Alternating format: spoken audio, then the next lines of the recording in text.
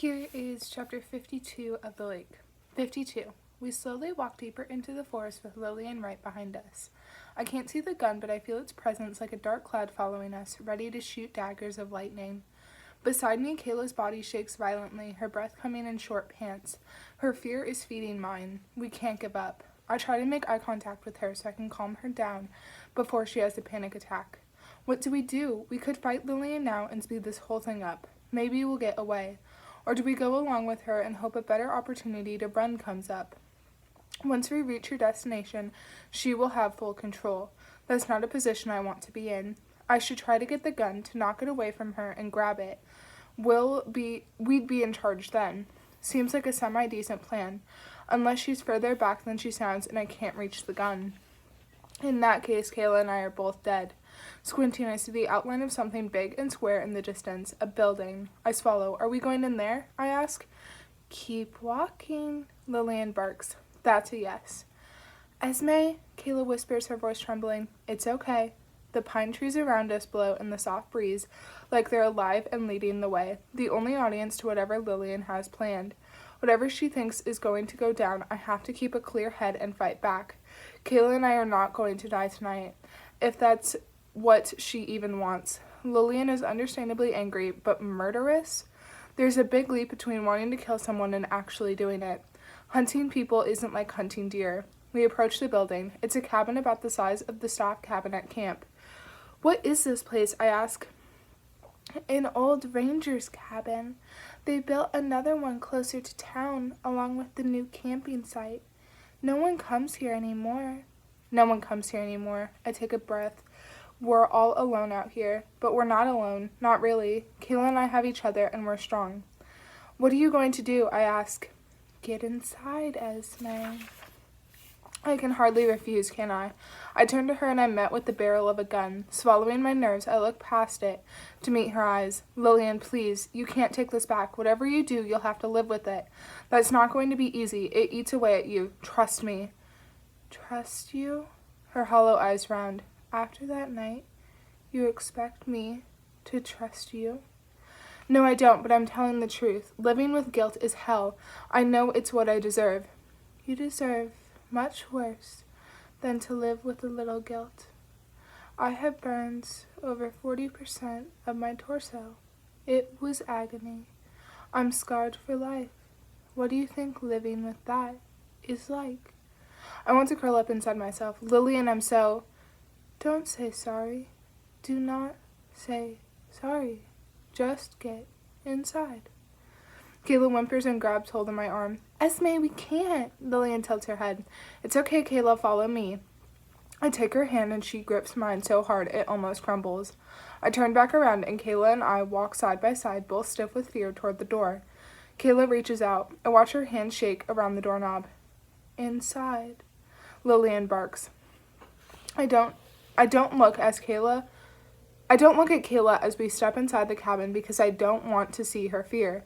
I told her that everything would be okay. I'm not sure it will be. The room looks warm and inviting. There's a stone fireplace and a lamp sitting on a table glowing orange. There's a fluffy white rug on the floor and a small leather sofa with a red blanket draped over the back.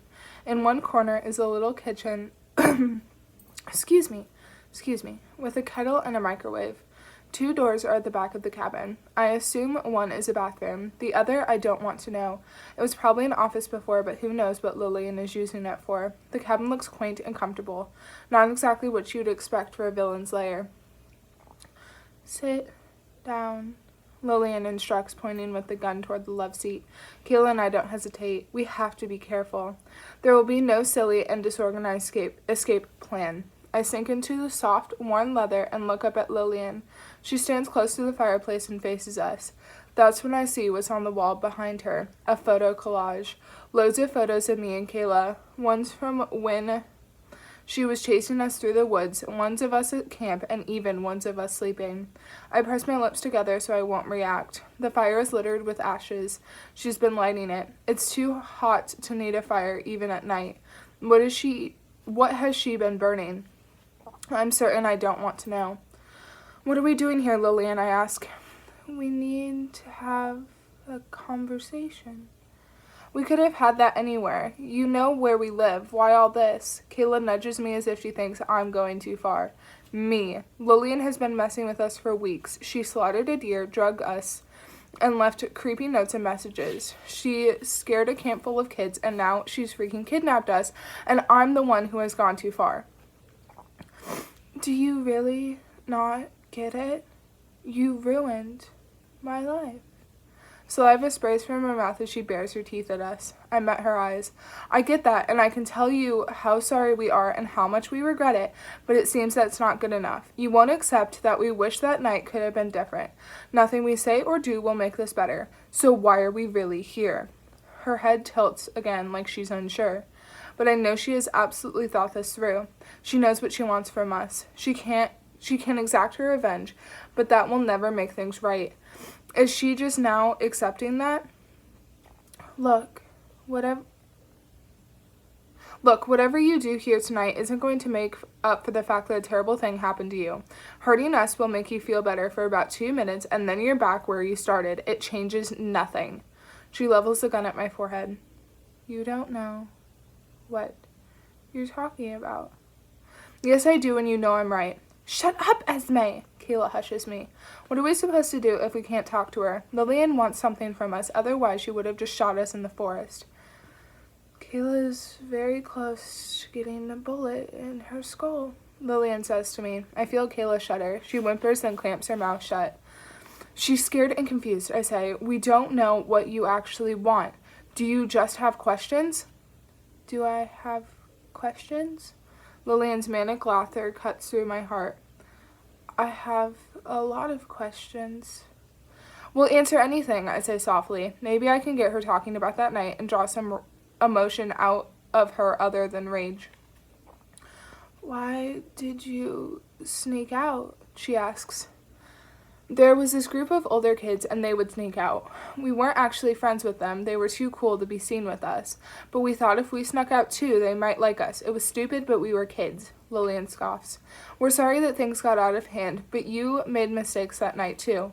I'm dancing on the edge here. Calling her out isn't my finest idea, but Kayla and I aren't taking all the blame. Lillian's eyes narrow. You let me burn. You ran. I closed my eyes against the image of Kayla throwing Lillian backward. In that second, she was just reacting. We never intended for Lillian to get hurt, but she landed in the fire, knocking the wood onto the ground. Lillian tilts her head. Now I'm going to light a fire and do the same to you.